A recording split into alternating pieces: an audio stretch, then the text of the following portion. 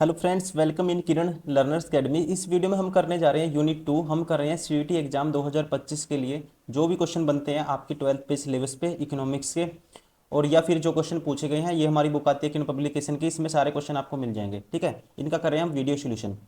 तो अभी स्टार्ट करते हैं। ये यूनिट 2 है, determination of income and employment. जो भी क्वेश्चन है इससे वो सारे कवर करेंगे। एमसीक्यू। फर्स्ट क्वेश्चन है, consumption function is a function relationship between. तो ये है जो रिलेशनशिप बताता है, मतलब किसके बीच में बताता है, तो इसका ध्यान रखेंगे आप। ठीक है, ये रिलेशन बताता है किसके बीच में, इनकम एंड कंजम्पशन के बीच में। Option third is correct. Question number 2, propensity to consume means. ठीक है, प्रोपेनिसिटी टू कंज्यूम मीन्स, तो इसका मतलब होता है ratio of consumption to income. Ratio of consumption to income, option second is correct.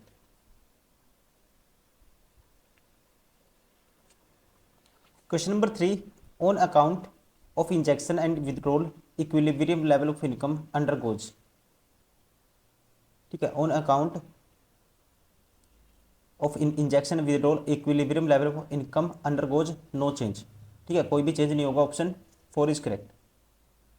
Question number 4, deficit in demand leads to. ठीक है, deficit in demand leads to दोस्तों, इसका आएगा डिफ्लेनेशरी गैप। क्या आएगा, deflationary gap, option first is correct. Question number 5, which of the following indicates AD is an open economy. ठीक है, तो क्या है, इंडिकेट करता है जो, क्या है कि AD is an open economy. तो ध्यान रखेंगे, इसका जो राइट आंसर होगा ये होगा option 4, household consumption expenditure plus investment expenditure plus government expenditure plus net export. Option 4 is correct. Question number 6, propensity to consume means. Propensity to consume means ये होगा to means ratio of consumption to income. Ratio of consumption to income, option second is correct. Question number 7, propensity to save means. ठीक है, propensity to save means, तो इसका जो right answer होगा means ratio of saving to income. Question number 12, question वही करते हैं दोस्तों, कुछ क्वेश्चन हम स्किप इसलिए करते हैं, वो क्वेश्चन जो आपके लिए इलॉजिकल हैं, जिनका एग्जाम से कोई लेना देना नहीं है, आसपास के नहीं है बिल्कुल भी, उसका हम आपका टाइम खराब नहीं करें। वही क्वेश्चन करेंगे जो इंपॉर्टेंट है, जो पूछे गए हैं और पूछे जा सकते हैं 90%, जो रिपीट होते हैं। क्वेश्चन नंबर 12 है, deficient demand leads to. Deficient demand leads to. ठीक है, तो इसका जो राइट आंसर होगा leads to deflationary gap. Deflationary gap, option first is correct. Question number 13, of the following what are the quantitative measures of monetary policy. ठीक है, what are the quantitative measures of monetary policy. ठीक है, तो ये आएगा, कौन कौन से हो सकते हैं दोस्तों, ये सारे के सारे फैक्टर हो सकते हैं, repo rate, open market operation, SLR. Option ये भी होगा, ये भी होगा, all of the these, option 4 is correct. Question number 14, a tax the burden of which can be shifted on to others is called. तो इसे क्या कहते हैं, इसे कहते हैं indirect, indirect tax. Indirect tax, option first is correct. Question number 15, the gap by which actual aggregate demand exceeds the aggregate demand required to establish full employment equilibrium is known as. ठीक है, तो इसे क्या कहते हैं दोस्तों, इसे कहते हैं option third, inflammatory gap. Inflammatory gap, option third is correct. Question number 16, in case of an unemployment equilibrium which of the following alternative is not true. ठीक है, इसमें से जो कौन सा अल्टरनेटिव होगा जो ट्रू नहीं होगा। ठीक है, aggregate demand is equal to aggregate supply, ये ट्रू है। There is exist excess production capacity in the economy, ये भी ट्रू है। Resources are not fully and efficient utilise, ये भी ठीक है। ये दोस्तों ट्रू नहीं है। ठीक है, ये resources are fully and efficient utilise, ये ट्रू नहीं है, ऑप्शन 4 इज करेक्ट।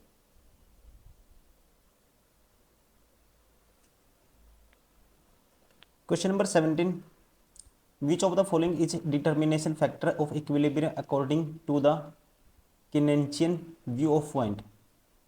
ठीक है, कहता है which of the following is the determination factor of the equilibrium according to Keynesian view of point. तो ये फैक्टर होगा दोस्तों, इस फैक्टर का नाम है एग्रीगेट डिमांड और aggregate supply both. Option third is correct. Question number 20, there exist A positive relation between, there exist A positive relation between, तो ये आएगा इसका राइट आंसर होगा between investment multiplier and MPC, between investment multiplier and MPC. Option first is correct.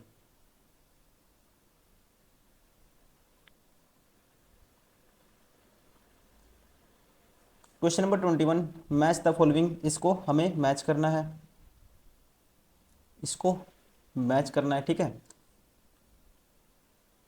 X anti investment, x anti investment का आएगा दोस्तों plan इस investment, ठीक है, प्लान इन्वेस्टमेंट पहले का तीसरा, ठीक है, पहले का तीसरा आएगा।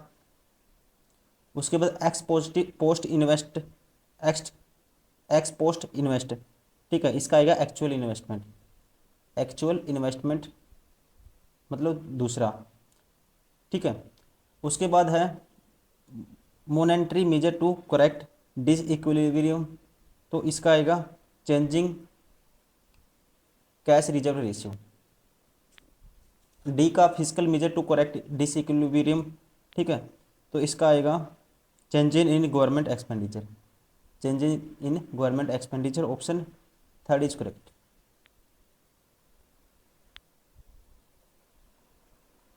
Question number 22, match the following components of AD, ठीक है, पहला है कंपोनेंट्स ऑफ एडी, इसका आएगा consumption and investment, consumption and investment पहले का पहला आएगा, ठीक है, तो इसलिए ऑप्शन पहला ही ठीक हो गया। फिर उसके बाद कंपोनेंट ऑफ एएस, इसका आएगा consumption and saving, consumption and saving आएगा। और क्लासिकल कॉन्सेप्ट ऑफ एएस का आएगा has a curve is perfectly in elastic, has a curve is perfectly in elastic तीसरे का तीसरा आ गया। फिर सॉरी इन इलास्टिक आएगा, इलास्टिक नहीं इन इलास्टिक, तीसरे का दूसरा आ गया। और कैनिस्टियन कॉन्सेप्ट ऑफ एएस, ठीक है, ये कहता है as a curve is perfectly elastic, इसका कौन सा हो गया तीसरा, तो option first is correct. Question number 23, match the following, same question है, ठीक है, मैचिंग करनी है आपको। पहला है monetary measure to correct disequilibrium, तो इसका आएगा दोस्तों चेंजिंग कैश रिजर्व रेशियो, किस पे इम्पैक्ट पड़ेगा changing cash reserve ratio. Option ये तीसरा आएगा पहले का। उसके बाद किनेंशियन कॉन्सेप्ट ऑफ एएस, ठीक है, तो इसका आएगा हमारा has curve is perfectly elastic, has curve is perfectly elastic. To correct excess demand increase the bank rate, to correct excess demand increase the bank rate. और last to correct the deficient demand, तो इसका आएगा फिर increase government expenditure. कौन सा option हो गया, option four is correct.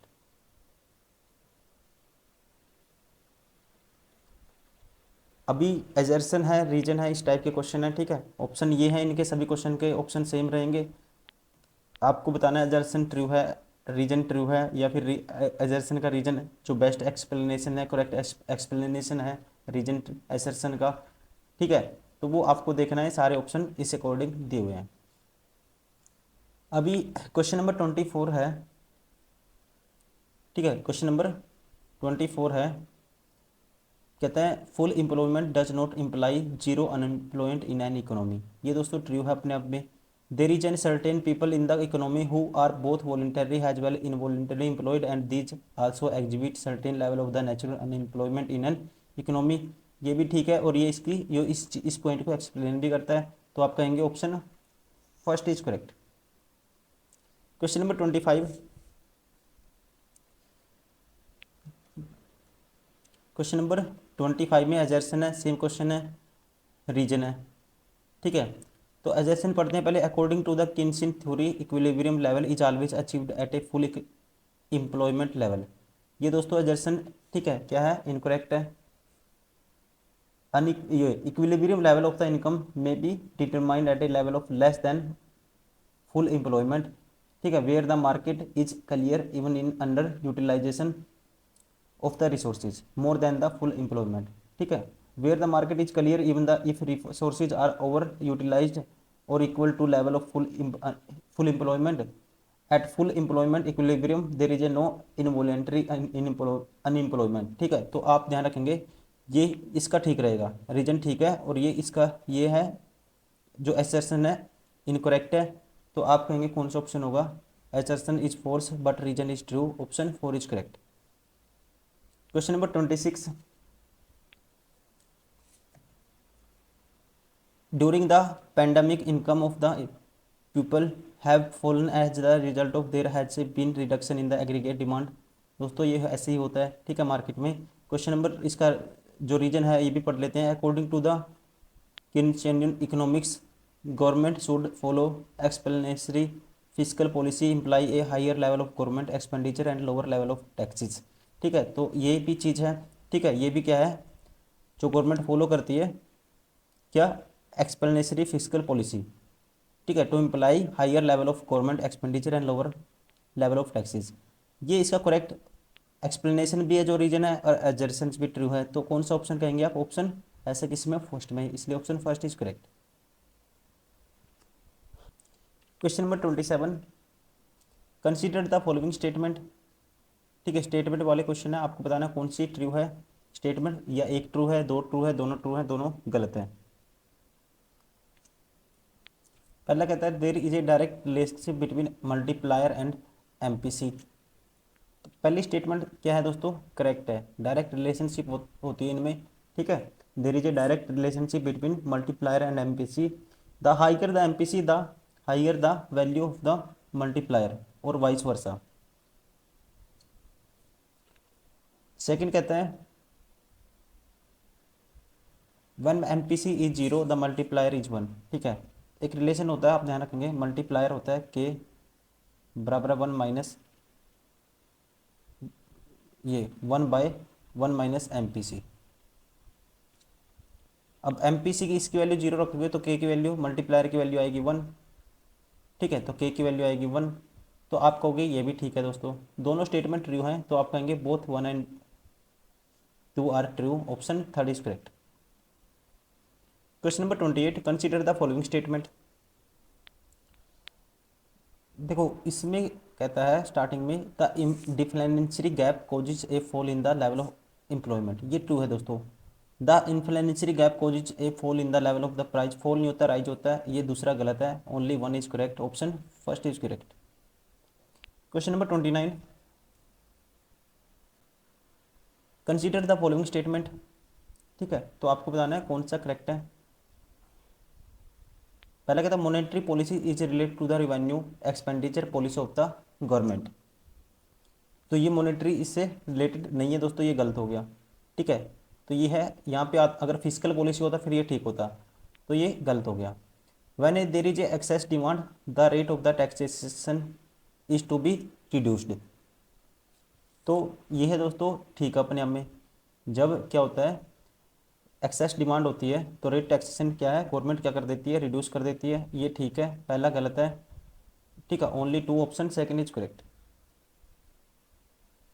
Question number 30, consider the following statement. पहला कहता है when there is a deficient demand public expenditure is to be generally expended, तो ये तो आसान है दोस्तों, ठीक है, ठीक है। क्या होगा जब deficient demand there when there is a deficient demand public expenditure is to be generally expended. Second कहता है फुल एम्प्लॉयमेंट है was the main feature of the classical theory of the employment, ठीक है। कहता है देखो जो according to classical economics believe that there was a always full employment in the economy, तो ये भी ठीक है, ये भी ठीक है, ऑप्शन कौन सा हो गया, both 1 and 2 are true, option third is correct. Question number 31, read the following statement and given below correct, choose the correct answer. पहला कहता है if the people of the economy save more income will increase, ठीक है, कहते हैं income will increase. तो दोस्तों पहला स्टेटमेंट तो ट्रू है। सेकंड कहता है if the people of the economy save less income will decrease, दोस्तों ये भी ट्रू है। तो both one and are true, option third is correct, one and two both are true, option third is correct, ठीक है।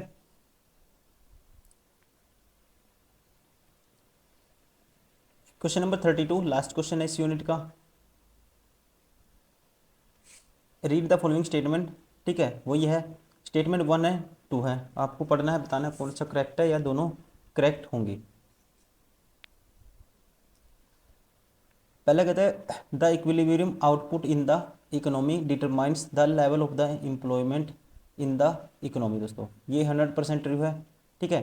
तो equilibrium output क्या बताती है, level of the employment in the economy. Statement 2 है full employment level of the income is the level where all the resource of particularly employed, दोस्तों ये गलत है, ठीक है। फुल इकोनॉमी में ऐसा नहीं होता, ये गलत है। तो आप कहेंगे statement 1 is true, 2 is false, ठीक है। 1 इज ट्रू, 2 इज फॉल्स। तो ये हो गए दोस्तों सारे के सारे वो क्वेश्चन जो determination of income and employment से बनते थे आपके 12th बेस सिलेबस पे, आपने देखे भी होंगे। अगर आप नए स्टूडेंट हो ये भी देखिए, आप जो इससे पहले वीडियो कर चुके हैं वो भी आपको देखनी है। Thank you, bye bye, take care.